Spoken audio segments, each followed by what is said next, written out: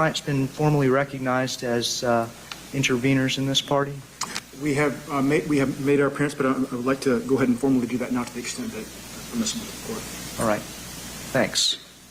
And pursuant to the civil rules of procedure, intervening is somewhat commonplace pursuant to Civil Rule 1.230. In criminal cases, it's somewhat unusual or less common, almost always more restrictive, and requires leave of court to be permitted to be an intervener and make argument with respect to the defense request. I believe that's going to require an evidentiary hearing. The interveners would have to make a determination as to whether their request is timely, the nature of the intent behind their intervention, whether the court would need to make determinations as to whether that would unduly complicate the case or prejudice the proceedings, and that has not been requested at this point. Sir, it is my understanding, pursuant to the Lewis case, 1982, Supreme Court case, that we receive essentially automatic intervention for the purpose of opposing closure hearings. If I could refer Your Honor to that case, specifically case number 426 Southern 2nd at 1. Media interveners on behalf of as a proxy of the people of the state of Florida for the purpose of intervening essentially receive automatic the ability to oppose essentially just by walking in. That's been the rule in Florida since 1982, and I do refer Your Honor to that case. Wasn't the media a party in that case? No, sir. They're interveners, as they typically are. Typically, the way this works is the criminal defendant will seek closure, whether over a specific record or over a particular hearing, such as a suppression hearing, and then by law, there has to be a notice to local media, at which point the media then intervenes and receives the right to, at any suppression hearing or any hearing pursuant to that, the right to argue at that suppression hearing or any hearing related to closure. And so that's been the policy of the state of Florida since 1982. All right. So it's your position that the court has no discretion whatsoever to make a determination as to whether intervention is appropriate? I have never been in a position, I've never had a court even raise that issue. So I do not know the particulars of that issue, Your Honor, because typically it just happens pursuant to Lewis. And so it is the media intervener's position that pursuant to that case and all the cases that have been pursuant to that the media has an immediate right to intervene. Was it your intention to make argument? Yes, sir. All right. Thanks. All right. Well, you're going to have to provide me a copy of that case and indicate that the court is without discretion to allow argument as a non-party in a criminal case. You have a copy of that case for the court? I do.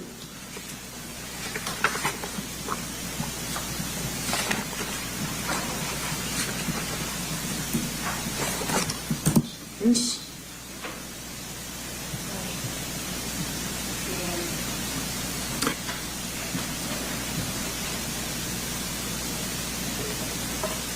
It's been couched in the context of standing to intervene. Indeed. You have standing to intervene. This is the Miami Herald case v. Lewis? Yes, sir. Yeah. I agree that you have standing to intervene if the court issues an order.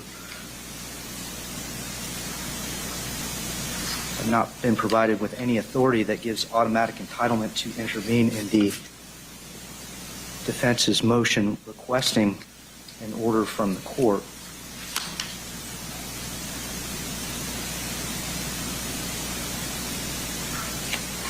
I think the requirement of the rule indicates that you must have notice, and from your pleading, you make the assumption that the media had notice of today's request. Is that correct? Yes, we provided notice, which is why we filed the notice, the motion, the intervention, approximately 2 weeks ago, Your Honor, on the docket.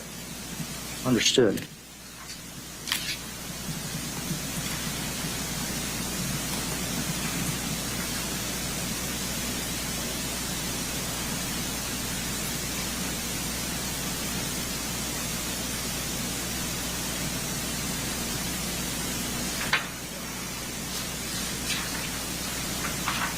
Miami Herald Publishing Company v. Lewis, 426 Southern 2nd 1, a 1982 Supreme Court case. In that case, the court ruled that the media had standing to challenge a ruling from the court after the ruling was made. Was there any indication that there was an automatic entitlement to intervene in the initial hearing making that determination? I believe so. It's either in that or there was other subsequent cases in the late 80s, Barron and others, that said that there has to be notice to local media, at which point the media intervenes by filing a notice of intervention and receives the right to argue at any pursuant hearing. Right. You've referenced that precedent. Do you have case law that supports that you can provide? I do not in front of me, Your Honor. This is a matter I must confess that I have never encountered in arguing these before. Thank you. I'm going to entertain argument by the parties in the case, and then I will consider your position. Perhaps you can secure some case law that creates an automatic entitlement for the interveners to argue in the initial determination by the court as to closing court proceedings. So, may I have a seat? Thank you.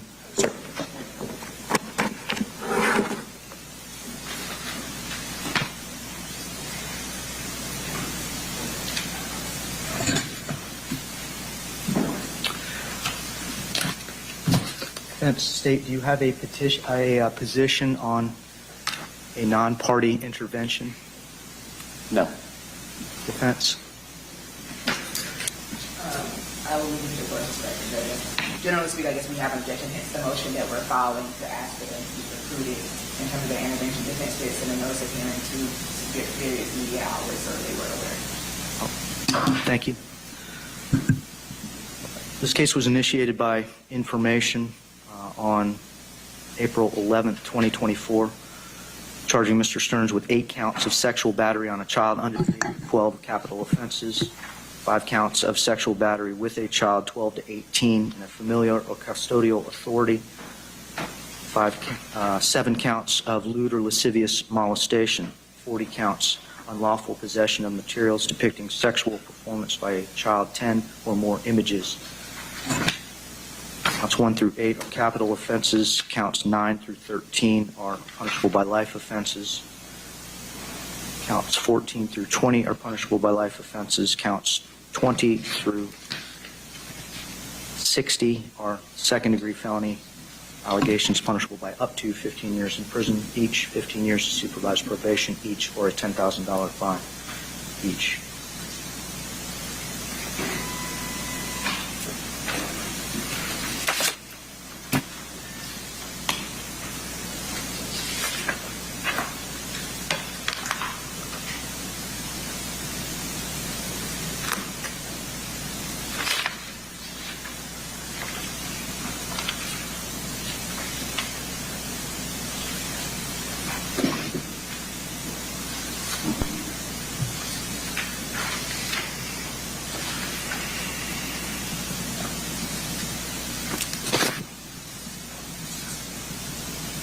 Appears at the Miami Herald Publishing Company v. Lewis, 426 Southern 2nd, 1, a 1982 Florida Supreme Court case.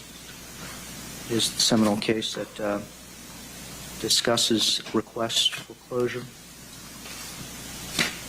The defense has the obligation of proving to the court by a preponderance, meaning a greater weight of the evidence, the necessity for closure. Counsel, do you intend to present argument with respect to your motion? Yes, Judge. Defense has had pre-marked several defense exhibits. I've given copies to the state as well as to the media, attorney for the media. Defense Exhibit A is a USB flash drive with a PowerPoint that's been previously signed to the state. Defense Exhibit B is a list of articles and videos. Defense Composite Exhibit C is the printout of various news articles. Defense Composite Exhibit D are emails with public records requests. And then I have case law as well, which wasn't pre-marked. I can report now if the court would like that as well. And previously given to the state and the media attorneys. Thank you. They've been pre-marked. We can defense would at this time move each of those pre-marked exhibits into evidence as defense's next number exhibit 1 through 4, I believe it'll be. Thanks. Consider these unopposed. We'll waive any objections. Thank you.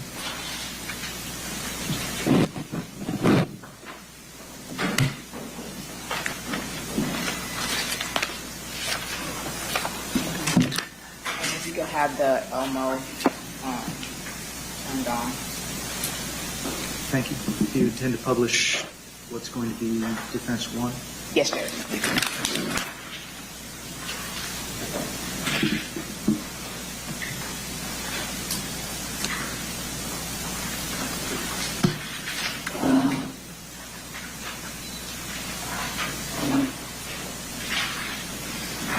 Pre-marked exhibits will be received as evidence for purposes of this hearing only.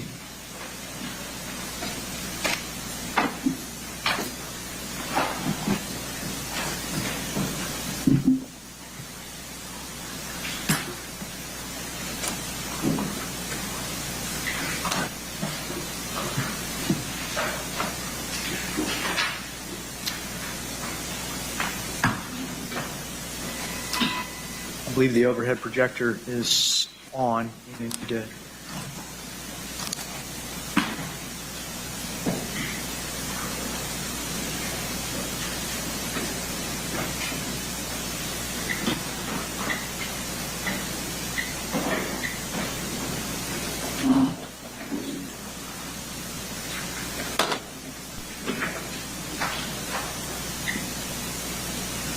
got the AV controls at defense counsel table. And HDMI. Yes. HDMI is plugged in and it's recognizing that it's plugged in, but it's not showing it.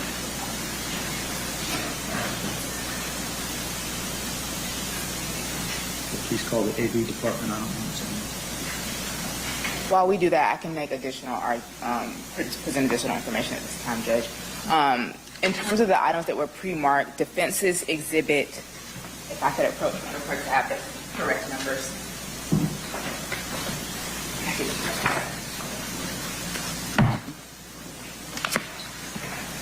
Defense has printed and presented for the court, not that the court needs to read them all, but just showing the various media coverage of this case, various articles from local news stations as well as court TV, crime TV, various news media organizations. Defense has also introduced a listing essentially of those articles that were printed, some of which have YouTube links, which obviously can't be printed for the court. Defense did do a public records request to show the court the public records requests that have been made by various media and interested parties in terms of this case, requesting public records for this case. And though we're not here on Mr. Sterns' other case, I printed the public records request as to each of those in comparison to another homicide that's in Orange County, which involved the death of multiple individuals, to show the court the comparative nature of the public records request and the nature of those items and information, and that was introduced as defense exhibit, I believe it's number 3. And I could provide these to the court. And looking at, and the other ones are Madam Clerk has. And looking at those items that were introduced specifically as to the public records request, the court can see that in terms of Mr. Sterns' 2 individual cases, in doing the public records request, we had to pay an invoice of $56.25 to get just a copy, the printout initially of what was requested by various parties.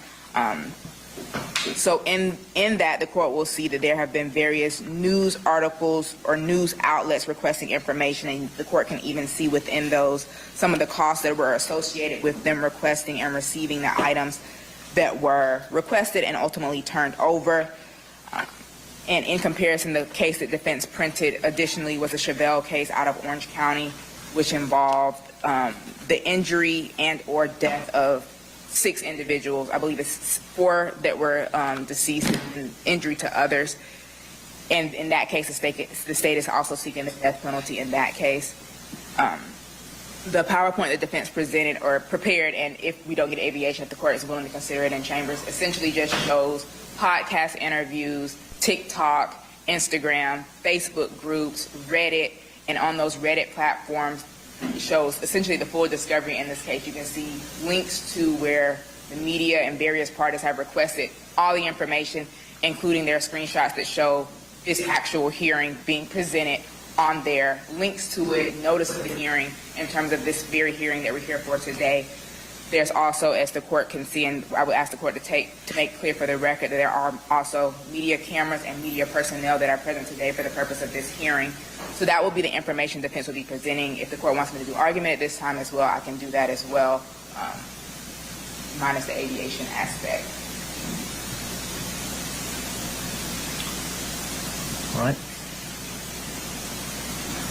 State, do you anticipate presenting any evidence in opposition of the defense motion or take any position? We will take a position, but we just have argument. Thank you. Ms. Smith, I'm willing to wait until AV gets here if you have a presentation that you wish to present to the court prior to making argument. I don't know why your counsel table is not registering with our equipment.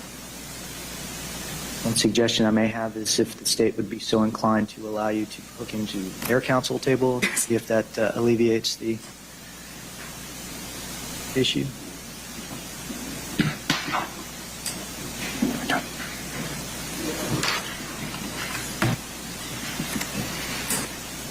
We have an extra computer in the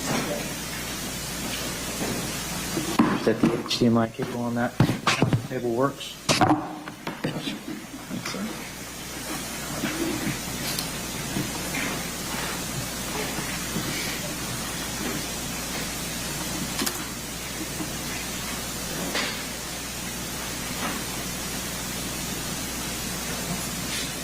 Mr. Johnson, would you be willing to make the presentation from the state?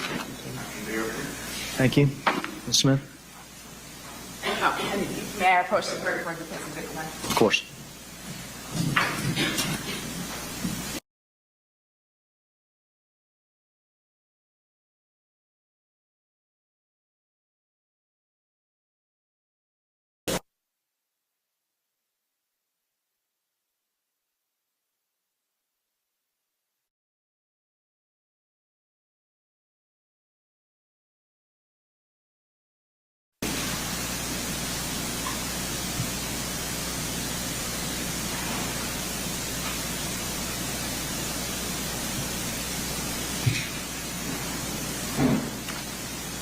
All right.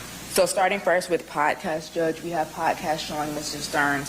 Defense did a screen recording as to essentially the number of shows and episodes, it's without sound, that are pertaining to this case.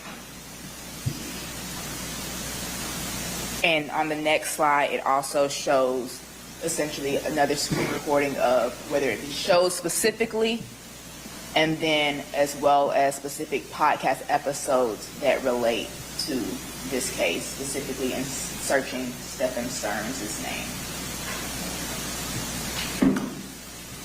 Next, we have Madeline Soto, same thing, Judge, showing top results of podcasts that reference her. These podcasts are, as the court knows, podcasts can be from anywhere, but these are some local, international, out-of-state, various media and networks and outlets. And again, showing top results, specific shows that are doing episodes, as well as specific episodes relating to the case.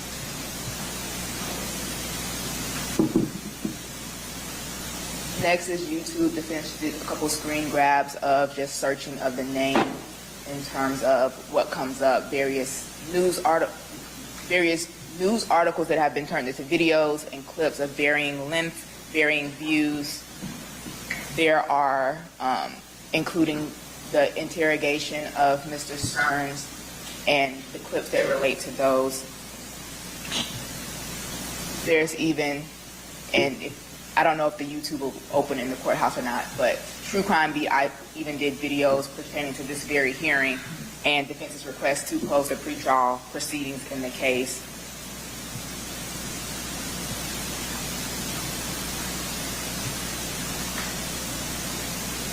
The media may or may not let them play.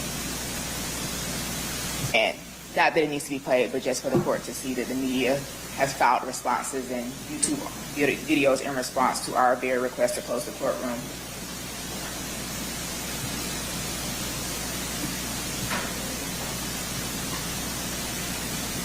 In that same podcast or YouTube platform, True Crime Beat has an entire playlist that is related to this case with, at the time of the screen grab, over, I believe it's 443 videos at the time that the screen grab was created, which the date and time are in the corner. Additionally, more YouTube links in this case. True Crime with Strategic Eyes is another one of the popular YouTubers who has been blogging about the case and who additionally also has a playlist specifically pertaining to this case. Has already provided videos and done videos dissecting some of the defense's motions to suppress that were filed in this case. Ray Hughes Investigates, another popular YouTube platform, again with a playlist that pertains to this case. Turning to Reddit, this is where a lot of the discovery can be easily accessible. The defense does not have a Reddit account, is not logged in, as can be seen from the upper right-hand corner. This is just a true public search and what is accessible to the public, even without providing any type of identifiable information to request access. And searching Madeline Soto's name, these are the various Reddit groups or Reddit forums that exist in the case. In looking at the one titled, I guess, hashtag or / Madeline Soto, you can see they have a resource where you can literally click a link and get access to the case files in this case. And the screen grab on the bottom right, case files for missing and endangered, is what happens when you click that hyperlink and go in there. Next, we have Maddie Soto Evidence, which is literally just that, a Reddit. Though in discussing the case as well, even as the time of the screen grab of March 11 had been discussed 2 days prior, but has an entire Google Drive with the entire court docket, and includes master list of all the various files in the case. Again, public access that anyone and everyone can click and access. Madeline Soto Evidence, again, pertains to all of the court documents in terms of this case and the accessibility of such. In looking at Jen Soto's, when you search Jen Soto's name on Reddit, some of the groups overlap. However, there is Reddit forums that keeps track literally of the upcoming court dates, including the various court hearing and date that we're here for before, as can be shown by the bottom right screen grab. As I was saying, in searching Jennifer Soto's name, those are the Reddit forums that come up under her name. They cross-reference with Madeline as well. In searching Mr. Sterns' name, again, some of them cross-reference and are similar, or are the same forms that come up when searching Madeline or Jennifer, but those are additional forms for that. In searching X, formerly Twitter, these are just various screen grabs showing from initially back a year ago when the case happened, even up until present day, and showing various news outlets that show communications involved in the case, including, as can be seen from the right screen grab, we have Miami in Spanish as early as this year, Orange County, their own Twitter page, providing updates at the time they were doing it, Fox Orlando, again, back in 2024, even as recently as a month ago, talking again about these various hearings that we're here for. We have Puerto Rico, Orlando, New York, English, Spanish channels from 2024 as well as current day 2025. TikTok screen grabs, you can see the next to the heart are essentially the number of likes that a video has gotten. So we have various likes from mere thousands up into the tens of thousands that show from various platforms of varying sizes what they found, searching hashtags related to Madeline or Stephan Sterns. Same thing, more, we have up to 46.2K as low as 380. And then Facebook, this is hard to see, but the groups on the left are all Facebook groups that specifically relate to Madeline Soto, and the groups on the right, the three groups specifically relate to Stephan Sterns. The groups are varying sizes, various names relating to Madeline, finding her, missing, thoughts and different topics of that nature.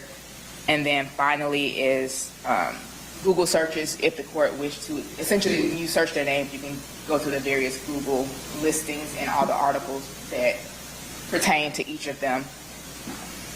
And then in some of the news articles, I just grabbed a couple. Obviously, we have various different news articles, but Court TV is a popular news station who has an entire page literally related to Stephan Sterns and various proceedings, including as recently as this month, articles being posted as recently as last week, linking to others. And then Paula Neal Mooney has as well. In the podcasting area and some of the Google search, you'll see like Nancy Grace TV and various other media outlets. So that, coupled with the articles that defense was providing, show the various media coverage from local, meaning Central Florida, local within the state of Florida, outside the state, and locations and places that, honestly, I can't tell you exactly where they are, but for it's saying New York, Puerto Rico, or things like that from the news because of the pervasive nature of media and the ability to be anywhere at any time, not necessarily having to give locations as to that. So in terms of presentation of the media information, that's what defense had in terms of the PowerPoint, and otherwise it was not an argument. Thank you.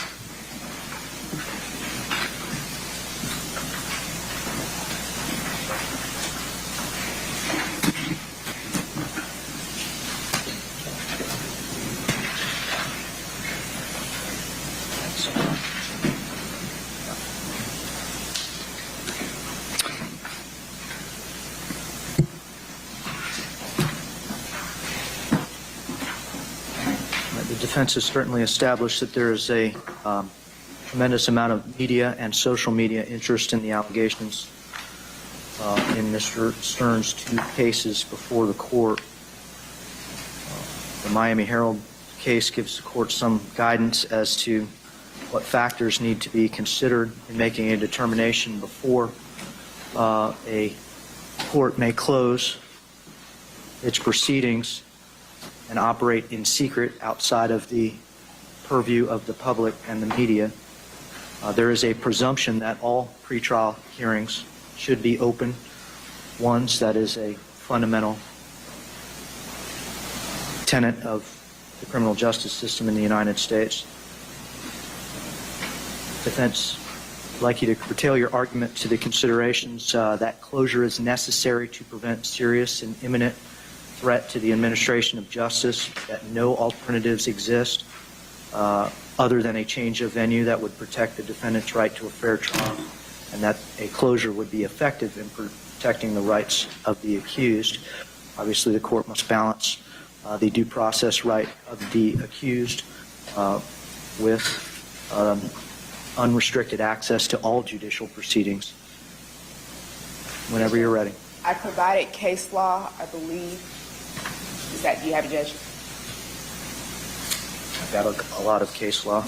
I handed a packet that had 2 statutes and 3 cases, Rule 2.450, Rule 2.451, and then the 3 cases being Gannett Co. versus DePascal, which is a U.S. Supreme Court case, 99 Supreme Court 2898 from 1979, the Miami Herald versus Lewis case, which is a Florida Supreme Court case, 426 Southern 2nd, 1 from 1982, and then Miami Herald Media Company versus State, which is a 3rd DCA case here in Florida, 218 Southern 3rd, 406 from 2017. So looking at those 3 prongs which are established by the Miami Herald case, the defense would argue that the closure is necessary in this case to prevent serious and imminent threat to the administration of justice, because looking at Rules 2.450 and 2.451 gives the court the ability to control the conduct of the proceedings before the court, ensuring decorum, prevent distractions, and ensuring the fair administration of justice. So as such, this falls within the court's discretion. The media in their response talks about openness and transparency as being needed to produce a disinclination to testify falsely, when in reality it creates nothing more than an air performance, as if the courtroom is nothing more than a stage. Yes, people have a right to know about what happens in court and the analysis that comes along with that, from internet detectives and analyzers, many of whom aren't even in the state or potentially even looking at the laws that apply specifically within the state of Florida, or the case of this jurisdiction is an entirely different story. So essentially, this prong looks at why, which goes to the jury instructions ultimately that, at trial the court will be looking to. Potential jurors are exposed to facts that they aren't supposed to be exposed through the publicizing of the case, defense isn't requesting a full closure of the courtroom. We're specifically requesting closure as to the pretrial proceedings. So the 3 motions to suppress that defense has filed and will be requesting hearing time on are what we're kind of looking to in terms of that closure. And so in looking at the Gannett case, which is the U.S. Supreme Court case, they talk about, and in that case, they found that the court's decision to close the courtroom was a balancing act, as the court indicated. Nowhere with that case specifically actually dealt with the motion to suppress, and the publicity concerning the pretrial suppression hearings in that case, similar to what defense would argue in this case, poses special risk of unfairness because the whole entire purpose of a motion to suppress is to screen out evidence that was potentially illegally obtained or is otherwise unreliable in some manner or some fact that should not otherwise be known to the jury. And so so while the court should allow publicity in general instances during the pretrial hearings like the motion to suppress, that can further influence the public's opinions against Mr. Stern and allow the public to, as well as the potential jury, to have inculpatory information that would otherwise be admissible in the actual trial. And so the danger of the publicity in allowing the admissibility or the publicization of that pretrial suppression hearing makes it difficult to measure what, if any, effects that would have on the actual proceedings. And the Sixth Amendment, which is codified through the 14th Amendment, talks about fairness and the openness of trial itself. Nowhere in the Constitution or common law does it specifically reference or refer to the access to pretrial hearings. So the access to trial, which defense isn't requesting trial be closed, we're specifically requesting pretrial hearings, isn't statutorily, constitutionally precluded. We're asking for pretrial. That's not a right that is guaranteed by the rules, by the courts, and that's found in the Gannett case as well as further found in the Miami Herald Company versus State case, deals with the pretrial publicity. The second prong, Judge, that the court looks to is that no alternatives are available other than change of venue, which would protect Mr. Sterns' right to a fair trial. And looking at that factor, this is pretrial, i.e. before trial, so the entire purpose of this would be in allowing for the closure of the courtrooms during those pretrial proceedings. Hopefully and potentially it will prevent the need to change the venue in this case come actual trial because of being able to limit and curtail the information that the media has access to, and that there are no other alternatives. As the court saw from the PowerPoint, from the various articles that I provided, the media is and likely will continue to dissect any and every aspect of this case, from the public records request through discovery that was provided via the state through the public records forum, through any motion and every motion that defense files in this case. And so defense would argue there are no alternative measures that would, other than changing venue, that would preclude or allow for Mr. Sterns to have a fair trial. And finally, closure would be effective in protecting the rights of the accused without being broader than necessary to accomplish this purpose. Again, defense is requesting only the closure of pretrial proceedings such as motions to suppress in this case, not the closure of the court for the actual trial. And so we're asking for a limited nature of the proceedings being closed or foreclosed. In the cases that defense cited, some dealt with a motion to suppress, one dealt with specifically an Arthur hearing, and one even had a motion to suppress where the hearing itself was closed. However, after a certain amount of time, the access to the transcript was allowed to be gained by the media or those interested parties. So the court was able to, in crafting their order, limit both the time and the duration, the nature, as well as allowed a remedy to allow them to have access at a later point in time. I believe that was the Miami Herald versus State case, in which they dealt with that. So defense would argue that essentially, while pretrial publicity and the fact that there is pretrial publicity in this case, a lot of these cases that form the basis of allowing for the closure of the courtroom was a lot of the forms of media that we have now.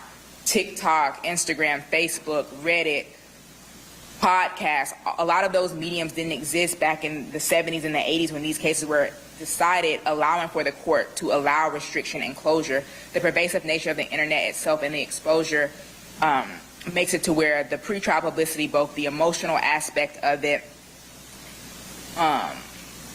should allow for this court to grant defense's motion to allow for the pretrial closure of certain proceedings subject to whatever limitations the court should impose, such as if the court were to grant closure for motion to suppress, for example, and allow at a certain period of time the allowance or the dissemination of that information, or if the court were to say motion to suppress are not allowed, no access to it, they hear it at trial. So defense would argue that defense meets the three prongs by the preponderance of the evidence, which is the standard that defense had to meet the prongs by as to each of the factors, and the court should grant defense's motion to close the pretrial proceedings. Thank you, Mr. Smith. State? Judge, it's the state's position that they haven't shown anything by a preponderance of the evidence. There is massive worldwide coverage of news these days, but it's very spread out and only deep in very certain puddles. A basement in Sheffield, England may have hit the Reddit, may have hit the YouTube, may have hit all those different sources of news, but they have not shown any nexus to the potential jurors in Osceola County, Florida, and all of the data that they presented to the court. They didn't even show you how many views any of those YouTube videos got, how many upvotes or downvotes any of those Reddit posts got. They haven't shown you how many people viewed any of those news stories, much less how many people in Osceola County jury, Osceola County, Florida, they're eligible to serve in the jury, viewed any of those things. There hasn't been a study conducted by a UCF student, for example, to go out and poll jurors and provide the court with data about the effectiveness of the media coverage in this case in conveying its message. The unfortunate truth that I have found, because as this court knows, I ask every potential jury panel, do you even follow the news? Do you get a newspaper? Do you watch the local news? And it's stunningly small how many people actually follow the news. And in a high-profile case that I just did in October up in Orlando, had a whole subreddit and all the YouTube and the sleuths and all the stuff that they presented you. We put 50 jury panels Monday morning, 50 jury on the panel Monday afternoon, Tuesday morning, Tuesday afternoon, and maybe 2, 3, or 5 in each panel of 50 had even heard of the case. And perhaps 2 got excused for cause because of their exposure to the case. I don't say that as evidence. I say that as an anecdotal link to, well, where's the link to Osceola County? The YouTube is not just exclusive to Osceola County. WESH isn't exclusive to Osceola County. Reddit certainly is not exclusive to Osceola County. Where's the data about the effectiveness of the message in Osceola County? And it's just not there. And I would submit that without it being there, there's no data for the court to decide that there's a preponderance of evidence shown that this media has been effective in convincing anybody in this county about anything. Thank you, State. Mr. Minchin, I'm going to invite you to the podium. Mr. Minchin, I've reviewed Miami Herald. I'm not convinced that there's an automatic entitlement to intervention. I think that's still requires leave of court, but I do want to give you an opportunity to proffer the argument that you are intending to make. I will, in a written order, indicate whether the court considered that argument in making its final determination, and I'm going to give the defense an opportunity to respond to both the state and any argument made. Thank you, Your Honor. Whenever you're ready. I was able to locate some authority for that proposition, however, even within the Lewis case itself. If you look on page number 7, that's head note 6, and then some other case law as well. Quote, the news media has been the public surrogate on the issue of courtroom closure. Therefore, the news media, quote, must be given an opportunity to be heard on the question of closure prior to the court's decision. Also, Chavez versus State says the same thing, notice and opportunity to be heard prior to closure. Pinnock versus State also, notice and opportunity to be heard. Those are second DCA cases as well. So that is the authority that I'm moving under the Supreme Court's decision that notice and opportunity must be given. Thank you. When you're ready, argument. Yes, sir.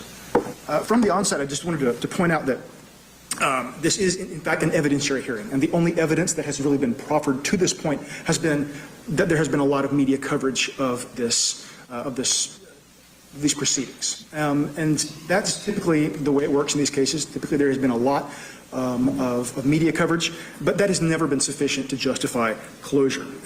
Lewis says, quote, "Those seeking closure must carry their burden to demonstrate a strict and inescapable necessity of closure." Strict and inescapable necessity. And that is an extremely high standard, and that's that phrase, strict and inescapable necessity of closure, that has been used in the case law since then. It is an exceptionally high standard because there is a strong public policy in favor of openness and transparency in the proceedings. Some of those reasons are that it enhances legitimacy, credibility, public trust in the judiciary, protecting the accused rights, keeping judges, prosecutors, and witnesses honest. There's a lengthy quote, I'll summarize it from the Lewis case from the Supreme Court that says, "Public access to courts," this is quoting, "is an important part of the criminal justice system as it promotes the free discussion of governmental affairs by imparting a more complete understanding to the public of the judicial system. Such access gives the assurance that the proceedings were conducted fairly to all concerned, and aside from any beneficial consequences which flow from having open courts, the people have a right to know what is going on. As the Supreme Court has noted repeatedly, the trial is a public event, and what transpires in the courtroom is public property. Public access also serves as a check on corrupt practices by exposing the judicial process to public scrutiny and protects the rights of the accused pursuant to their trial. Finally, because participating lawyers, witnesses, and judges know that their conduct will be subject to public scrutiny, it is fair to conclude that they will be more conscientious in the performance of their roles." Summarizing most of the public policy arguments that we have on that. So the Lewis, you know the three factors, elements rather, they're not factors, they're elements that the defense must prove evidentiarily for it to show strict and inescapable necessity of closure. I'll jump straight to the first element, that is, closure of the proceeding is necessary to prevent a serious and imminent threat to the administration of justice. And there are a couple of arguments that the defense has presented on that point. The first is that inadmissible evidence may arise in the anticipated hearings. But the case law is abundantly clear that whether or not inadmissible evidence may arise in a hearing is wholly irrelevant to the calculus pursuant to Lewis. As the State versus Lugo said, quote, "The need to examine evidence for its admissibility is not one of the prongs set forth in Lewis and is not sufficient to justify closure." That's cited in the materials that we provided to your honor. State versus Houston said, quote, "The inadmissibility of evidence has no bearing on whether evidence is or is not public record." And in fact, if anything, as Lewis said, whether or not evidence is admissible, in fact, provides a heightened importance of the right of openness. This is what the Supreme Court said in regards to suppression hearings regarding the admissibility of evidence. Quote, "Although they may prove to be unfounded, these are of importance to the public as well as to the defendants. The searches and interrogations that such hearings evaluate do not take place in the public. The suppression hearing is the only opportunity that the public has to learn about police and prosecutorial conduct. It is important that a decision of the trial judge on a motion to suppress be made on the basis of evidence and argument offered in open court, so that all who care to see or read about it may evaluate for themselves the propriety of the exclusion." So, if anything, hearings on admissibility of evidence mitigates toward openness, not against openness, pursuant to Lewis. The second argument that the defense has made is that there has been and likely will be publicity, and certainly there's been evidence presented to that.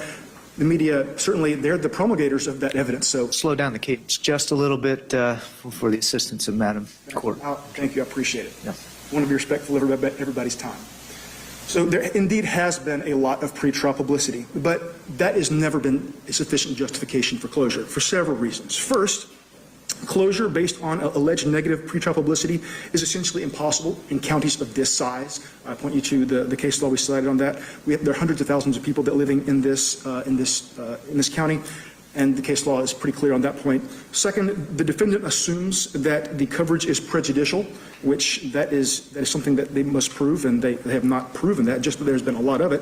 And third, pretrial publicity is not inherently detrimental to a defendant's Sixth Amendment rights. As the Supreme Court of the United States said in Skellig, which a case that the defense presented to you, quote, "Prominence does not equal or does not produce prejudice necessarily, and juror impartiality, we have reiterated, does not require ignorance.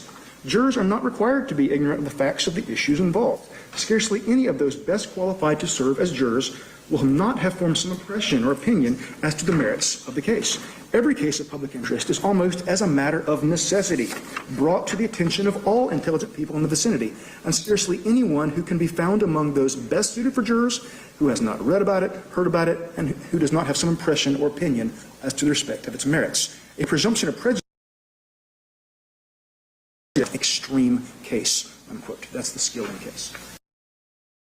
Just quote, pretrial publicity, even pervasive adverse publicity, does not inevitably lead to an unfair trial, unquote.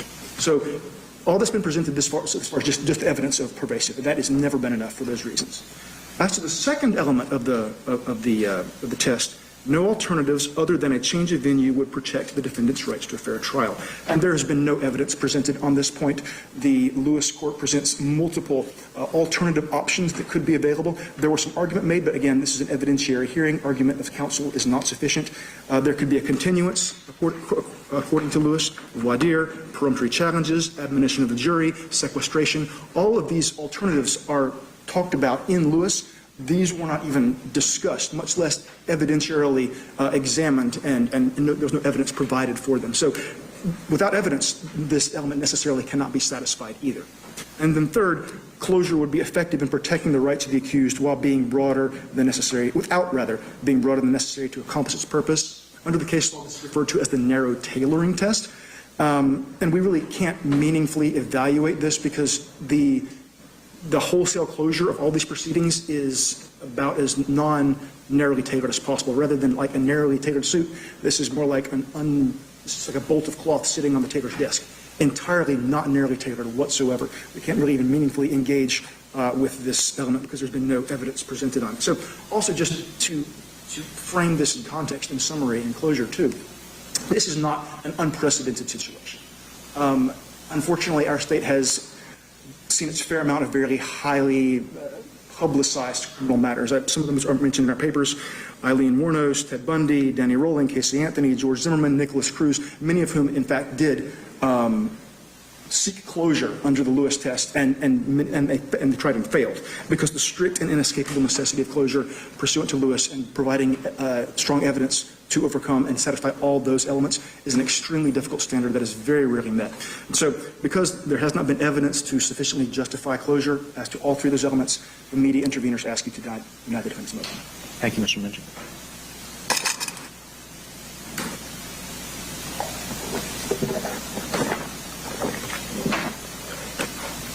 Ms. Smith, any additional rebuttal pursuant to the state's argument or potentially Mr. Minchin's intervening argument? Yes, Judge. In both parties, they talk about empirical data. However, if you look at the Miami Herald versus State case, the third DCA case, it specifically says that no case, the Lewis case, or nor does any Florida case suggest that a trial court must consider expert testimony or empirical data. So while they said that has not been presented, that's not necessary in order for the court to rule that closure of a pretrial hearing is necessary to prevent imminent harm. The media interveners talked about, we're assuming that the coverage is negative. Judge, if you look at the articles that were introduced into evidence, the title of the articles in the court re-reviews, the PowerPoint, the heading and the titles of the articles, the podcast, all of that, it implies or is negative in nature. None of it is saying wrongfully accused or anything of that nature in those titles. The media interveners talked about this being a high standard. The preponderance standard is one of the lowest standards in a criminal courtroom or in a criminal case. It's just more likely than not, so essentially at 51%. So the defense would argue that by preponderance, defense has shown each of the prongs established. There is no need for empirical data. Some of the other cases they talked about, I believe in those cases they were seeking complete closure of the media for all aspects of the proceeding. Again, defense is limiting this to specifically the pretrial proceedings in this case where different evidentiary items could be found. The Miami Herald case, which the media interveners cite to and talk about a lot, the Florida Supreme Court case, the court did close the courtroom and that was upheld. All the cases that defense provided, the U.S. Supreme Court case, the Florida Supreme Court case, and that third DCA case, all are cases in which it was upheld that the closures that the trial court in those cases did was sufficient and was practical in light of the evidence and the cases that are presented. So the defense would argue that based off the evidence and testimony that's been presented, that we have established by preponderance each of the factors or each of the prongs needed to satisfy the court that closure is necessary to prevent that serious and imminent threat, that there are no alternatives necessary or available outside of change of venue, and that the closure itself would be effective in protecting the rights of Mr. Sterns without being broader than necessary to accomplish the purpose. So we would ask the court for that. Thank you, Ms. Smith. All right, the Lewis case requires that the court shall make findings of fact and conclusions of law so that any reviewing court have the benefit of the reasoning in either granting or denying closure. I intend to do that in writing. Ms. Smith, let me ask you, as far as timing of the court's order, are any of these pretrial proceedings currently set for a hearing before the court? No, Judge, we were going to request hearing time this week, but wanted to give the court that benefit if you wanted to tell us to ask for after a specific date so that we didn't have to go back and reschedule anything. All right. I anticipate I'll have an order out well in advance of 10 business days. State, anything further? No, Your Honor. Thank you. Defense? No, Judge. Thank you. That will conclude our hearing.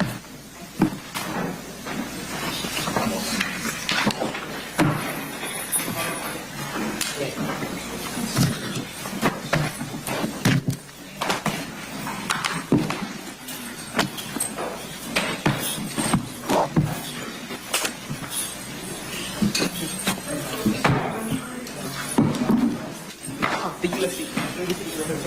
It's back over there.